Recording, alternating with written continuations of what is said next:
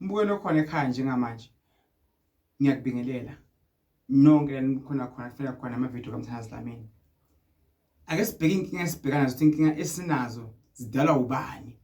Zidalwa yini futhi inkinga esinazo njengamanje? Inkinga yokuqala ingadalwa nguwe. Inkinga yesibili ingadalwa izitha. Inkinga yesibili idalwa ngamadlozi. Enye inkinga futhi ingadalwa ngabantu ophila bena emhlabeni noma ngabazali bakho. Kanjani mbukelo khona ekhaya?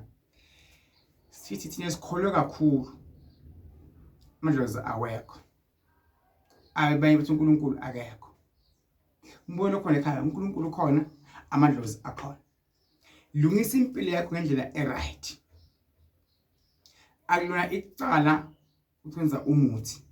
Lona icala ukwenza iwasho noma amakhandlela empepho.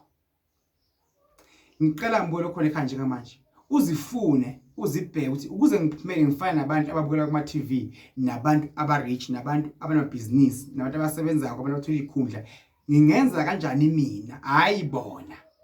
Ngoba mbukelo khona ekhaya kuqala lapho umona ufuna ukubona into enziwe kumuntu nayo into usuyayifuna futhi. Even imindeni yethu esiphuma kuyo iyona ejike futhi isicindezele, ingasifisele okuhle. Ungazibuza ukuthi kwenzeka kanjani lokho. Kunabantu abazalwa mama oyedwa. Futhi umama kulabantwana bakhe abo5 na umntwana amthandako.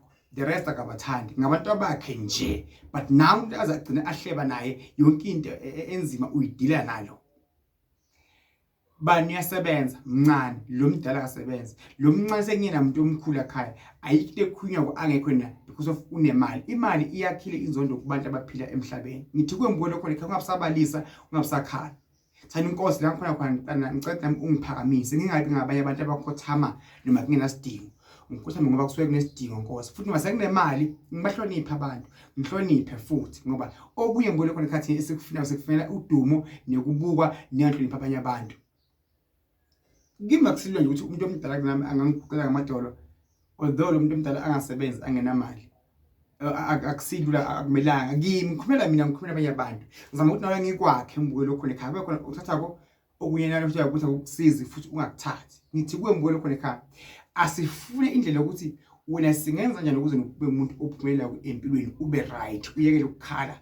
Uthi wena una sent, una mali, una sukuma mbukelo khona ekhaya. Ungahlali phansi. Nokuthi amadlozi singawalandeli nawo kuyadala inkinga futhi nako lokho. Abantu abadala ngasekho emhlabeni basebenza futhi banamandla. Mbukelo khona ekhaya sukuma phansi ulungisa impilo yakho ukuze zakho zizohamba kahle. Ukuze kuzokhanya konke okufisile, konke okufunayo ukuze kuzokhanya. Ungithanda mina ngithi mbukelo khona ekhaya ngikuthanda kakhulu. Ungazibukelele futhi ungakhathali. Futhi ungavilaphi. Ezinto saphila emhlabeni kunenkinga, kunenjabulo, kunobunzima, kuyehlela, kuyenyukela, i-relationship kuyaliwa, kuyashayiwana, uyagana, ujike emganweni, utshola, ujike khona utsholweni, uyashada ujike emshadweni, thenga imoto iyakuwisa, bakuloya, nawe uyabaloya. Kuningi okwenzakala kombukelo khona ekhaya. Salofuna indlela yokuthi mina nami ikona. Mangila ngizophila impilo engiyifunayo. Ukuyini kunendaba nawo.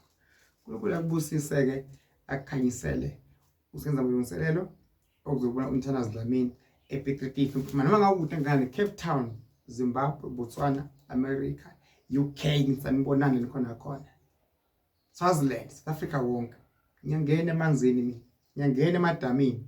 Amandla enginawo ayasebenza kakhulu. Ngizoba ngena amanzi strong, idume izululine.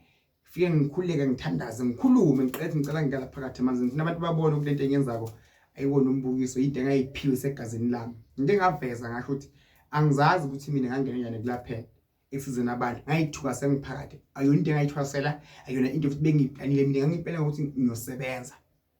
Futhi angayiboni nje ngilapha ngilapha nobengakwazi ngikufundisa ngiphakathi. Awuzibuza ukuthi khona mbolo khona ekhaya ukhona ngoba kufanele na noma ukhona ngoba ngafanelanga. Lento kuyifoster oyona ifoster wena. Isiphiwo sakho onqala isiphiwo sakho. Mbolo khona ekhaya zifuna inyoka amakhwapha ukuthi inkosi ngisize ngipha amandla nami ngeke ngiphumelele empilweni ngibe kahle. Abantu bazokuphumela ukuba nemali akusiko ukuba nemali kuphela kuphumelela. Uhlala ujabulile ukhululekile nje.